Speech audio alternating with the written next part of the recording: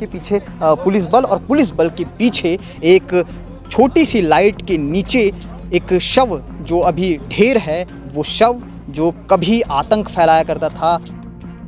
ठंडी के दस्तक देते ही अमित जोश जो है वो पूरी तरह से अब ख़त्म हो गया, ठंडा हो गया है, क्योंकि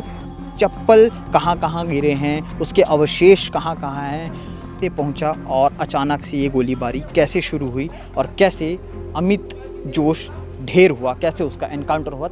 भिलाई में इस वक्त की बड़ी खबर निकल के ये आ रही है कि लगभग शाम के 5:30 बजे पुलिस के साथ मुठभेड़ में अमित जोश को मार गिराया गया। अमित जोश का एनकाउंटर कर दिया गया है और पिछले कई दिनों से, कई महीनों से अमित जोश की तलाश जारी थी, पतासाजी जारी थी, जांच की जा रही थी। इस दौरान आपको वो दिन याद दिलाता हूं जब आज से 4 महीने पहले रात के समय करीब 1 से 2 बजे के बीच 4 युवक जो अपने रास्ते से जा रहे थे, उसी दौरान ग्लोब चौक से होते हुए ही अमित जोश ने उन पर गोलियां चलाई थी और गोली कांड को लेकर के लगातार तुल इतना पकड़ा था मामला कि बीएसपी के तमाम अधिकारियों के साथ साथ दुर्ग पुलिस के तमाम बल साथ में अमित जोश के घर पहुंचे थे। घर पे जाकर के जो अवैध निर्माण थे उसकी तोड़फोड़ की थी। उसके साथ साथ इतने मामले दर्ज हैं जिसकी गिनती नहीं है। लगातार मामलों के साथ साथ जो छेड़छाड़ जैसे आरोप, और इससे जो गोलीकांड हुआ था, गोलीकांड से पहले भी अमित जोश को लड़की से ऐसी छेड़छाड़ के किसी मामले को लेकर के थाने में लाया गया था। उसके बाद पूछताछ हुई थी, प्रेस कॉन्फ्रेंस हुआ था, लोगों ने उसका चेहरा देखा था और उसके खौफ से तो लोग वाकिफ़ थे ही, और आज उस खौफ का अंत हुआ है। यहाँ पर जिस तरह से लोगों ने बताया कि 5:30 बजे के करीब यहाँ पर पुलिस के साथ मुठभेड़ हुई। एसीसीयू की टीम थी जो यहाँ पर मौजूद थी। कार का अगर मैं दृश्य आपको स्क्रीन पर दिखा रहा हूँ, कार के उस दृश्य को आप देख सकते हैं कि किस तरह से इस दृश्य को दृश्यम में बदलते हुए जब गोलियां चली तो कार के उस ब्लैक कांच में गोली जाकर लगी, और जिस तरह से जो क्षतिग्रस्त स्थिति है वो उसके बाद जो है जस्ट मेरे पीछे तमाम मीडिया और तमाम मीडिया के पीछे पुलिस बल और पुलिस बल के पीछे एक छोटी सी लाइट के नीचे एक शव जो अभी ढेर है, वो शव जो कभी आतंक फैलाया करता था भिलाई दुर्ग जैसे शहरों में, लगातार जिसकी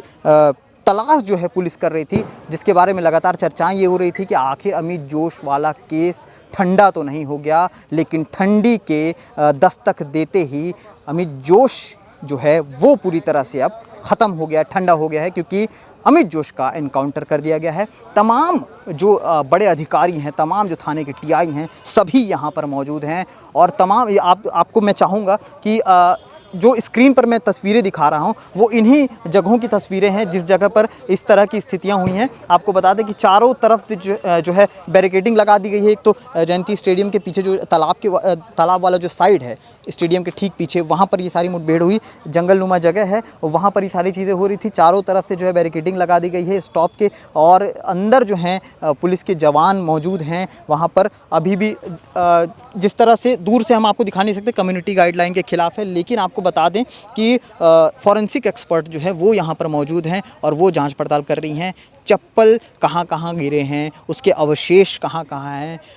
इसके बारे में पूरी डिटेल ये भी है कि आखिर अमित जोश इतने दिन तक कहाँ था, वो यहाँ कैसे पहुँचा और अचानक से ये गोलीबारी कैसे शुरू हुई और कैसे अमित जोश ढेर हुआ, कैसे उसका एनकाउंटर हुआ। तमाम सवाल भी हैं और सवाल के जो अपडेट आते जाएंगे लगातार हम आपको दिखाते जाएंगे। लेकिन एक बड़ी सफलता ये भी है कि छत्तीसगढ़ में साय सरकार के बाद, विष्णुदेव साय की सरकार के बाद ये पहला एनकाउंटर है जो भिलाई में हुआ है, एजुकेशन हब में हुआ है। उसी एजुकेशन हब में जहाँ पर अमित जोश का आतंक पूरी तरह से फैला हुआ था और जिसको लेकर के लोग भी चिंतित होते थे। अमूमन घरों के आसपास की, जो उसके घरों के आसपास के जो लोग थे, महिलाएं थी, वो भी काफ़ी ज़्यादा इस बारे में बातचीत किया करती थी कि आखिर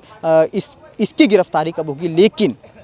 इससे जब अमित जोश के घर को तोड़ा जा रहा था तो उसके बाद ही जस्ट उसी दिन जब शाम को अमित जोश के बहनोई के घर पहुंची थी पुलिस, वहां पर भी अवैध निर्माण को तोड़ा गया था, तो वहां से भी हथियार बरामद हुए थे। और ये हथियार बरामदी का सिलसिला और तमाम जांच पड़ताल का सिलसिला लगातार जारी था और इस जारी सिलसिले में ये अपडेट आती है कि अमित जोश मारा गया है। आगे क्या कुछ अपडेट है लगातार आपको खबरों के माध्यम से दिखाते रहेंगे। शुक्रिया।